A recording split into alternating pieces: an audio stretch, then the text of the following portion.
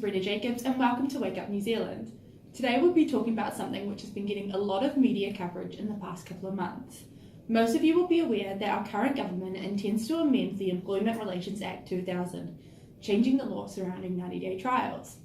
The current law allows an employer to include a trial period in which they may terminate an employment relationship before the 90th day of employment, with no requirement to provide reasoning for their decision and no personal grievances or legal action available for the employee to challenge their decision. However, the proposed amendment will make these trial periods only available to small to medium-sized employers with fewer than 20 employees. In order to encourage public submissions to the Select Committee, today we will have an array of guests who will discuss their opinions on the proposed law change. Joining us first today are the Honourable Ian Lees-Galloway, the Minister for Workplace Relations and Safety for the Labour Government, and Linda Stewart from the New Zealand Educational Institute.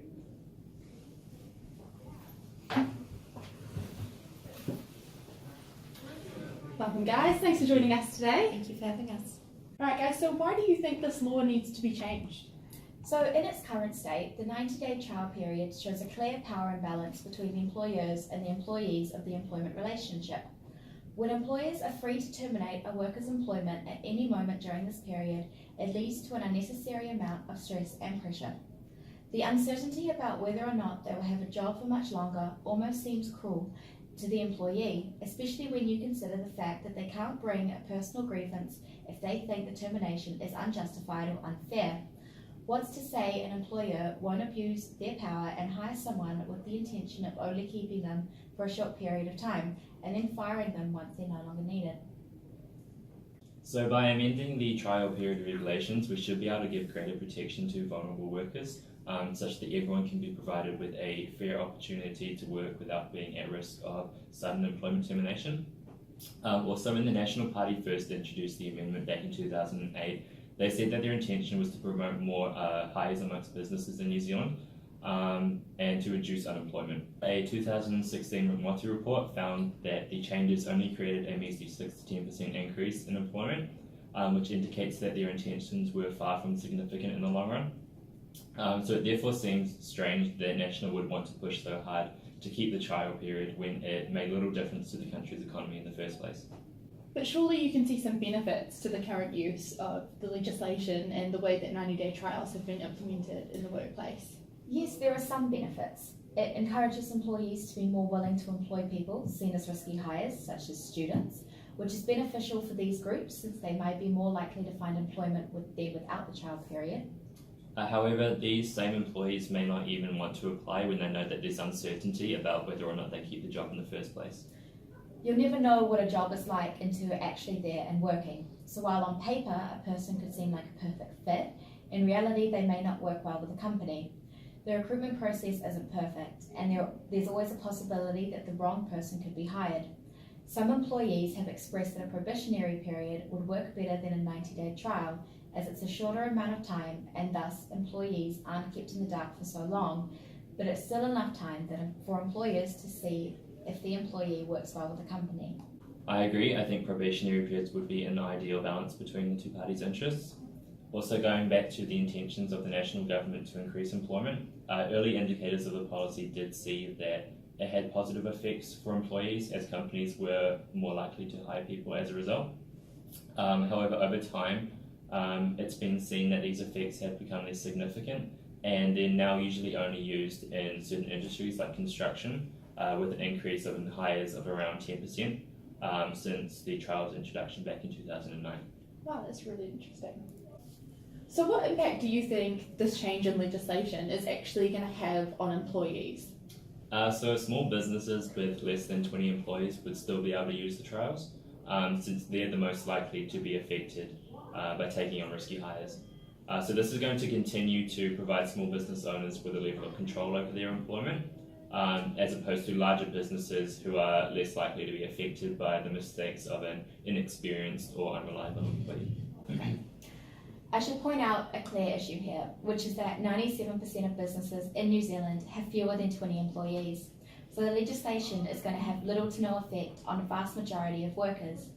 The fact that the government aren't going all the way with the amendment and removing the trials for small businesses as well makes it seem like a waste of time when you consider the number of small business employees. Why should smaller business owners be seen as unable to treat their employees fairly? Also, this is just going to encourage workers to work at larger firms where their protections are greater, which is only going to hurt smaller local businesses in the long run. Ideally, the trial period would be removed for all businesses, but hopefully in the meantime, small business owners will see the importance of having long-term employees and therefore be less likely to unfairly fire people on these trials.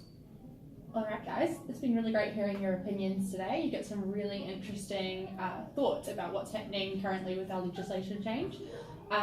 Thanks for coming in, it's been great. Thank you. Thanks again. I'm sure I'll see you again.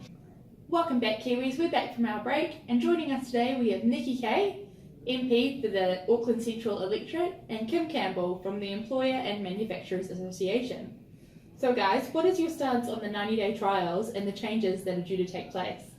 Well, our National Party put this law into place to protect all aspects of the working environment, and our goal was to promote economic growth and to encourage business development. This has been achieved by the legislation so far. So as an employer, I believe there are more benefits to keeping this legislation in place. So in the 2012, more than 130,000 people were employed for a trial period. Nearly a third of all employers who used a trial said they would not have hired their newest staff members without it. This shows that these trials improve the confidence of the businesses to hire staff. So do you feel that these trial periods are fairer to employees than they are made out to be?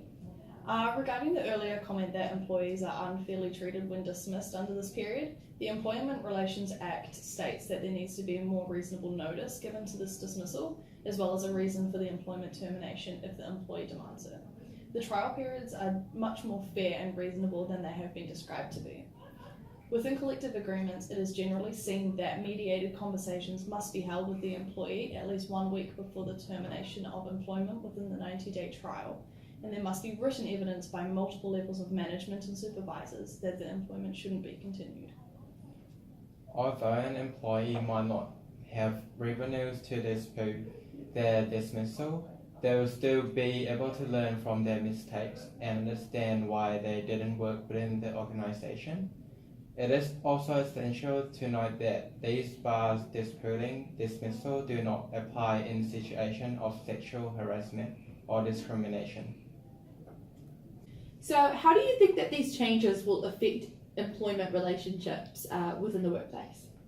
As Kate Wilkinson of the National Party said, the 90-day trials are a win-win for employees and employers. They are not about taking away employees' rights.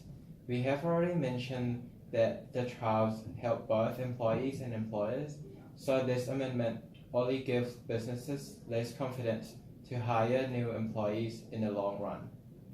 The 90-day trial is in place to help the company determine if the behaviour and performances displayed in interviews and screening processes are genuine, and if the employee will continue to have positive work ethics and impress the organisation. The positive relationship between both parties should be mutual, and there should be no indication that the employment will be terminated within the 90 days. By taking these trials away, the employers can end up with an employment relationship with someone they may not have fit with their organisation for multiple reasons.